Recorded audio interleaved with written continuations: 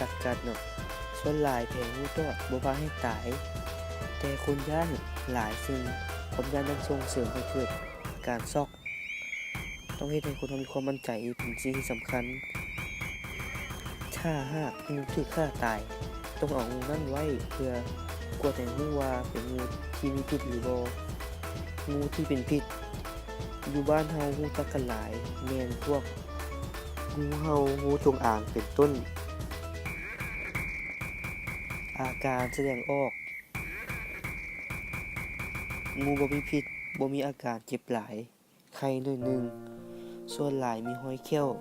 หลายกว่า200ขึ้นไปและงูมีพิษตอดจะมีอาการเจ็บแฮงไข้มึนตามแขนขามีห้อยเขี้ยว2ห้อยการปิ้นป่วงงูมีพิษตอดถ้าตอดอยู่แขนขาต้องมัดสายยางหรือเสือกอยู่ถึงปากบาดไว้ถ้าตอดอยู่เราคิงบ่ให้หัดสายยางหรือเสือกเด็ดขาดต่อไปแม่นให้เอามีดน้อยที่เข้าดีบ่เป็นเมี่ยงเช็ดให้สะอาดด้วยสบู่หรือเหล้า90หรือว่าลนไฟแล้วปาดบอนถึงปากบาดให้เป็นรูปควายตีนกา1 หรือ 2 สังตีแล้วดูดเอาเลือดออกจากบอนบาดนั้นแล้วพ่นพิษงูนั้นจิ้มประมาณ30นาทีหา1ชั่วโมงและค่อยๆย้านสายเชือกที่หัดนั้นทุกๆ30นาทีหัดจนกว่าจะนำส่งคนเจ็บจนถึงห้องหมอและได้สักยาต้านพิษงูเสียก่อนแต่ถ้าระยะห่างผ่านไป3ชั่วโมงคนเจ็บบ่มีอาการแสดงต่างๆก็แก้สายยางหรือเชือกหัดนั้นออกได้ทอมาแม่นสัตว์กัดถ้าว่า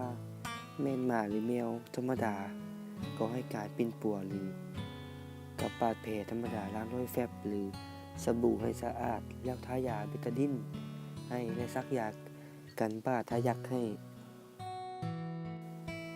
ถ้าว่าหมาเป็นว่อเฮาควรบีบเลือดออกจากบาดและล้างบาดให้สะอาดด้วยสบู่ปกปิดบาดแผลด้วยผ้าแช่เสื้อถ้ามีแล้วส่งห้องหมอด่วนถ้าว่าบ่แน่ใจว่าหมาเป็นโรคให้ขังหมานั้นไว้เพื่อสังเกตการณ์ประมาณ14มื้อหรือ2อาทิตย์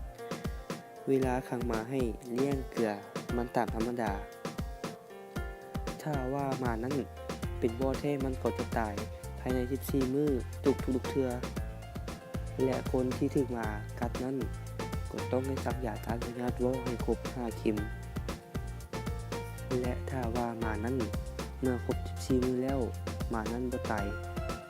ก็กินข้าวกินน้ำได้ปกติแสดงว่าหมานั้นบ่มีเชื้อแล้วปล่อยมันได้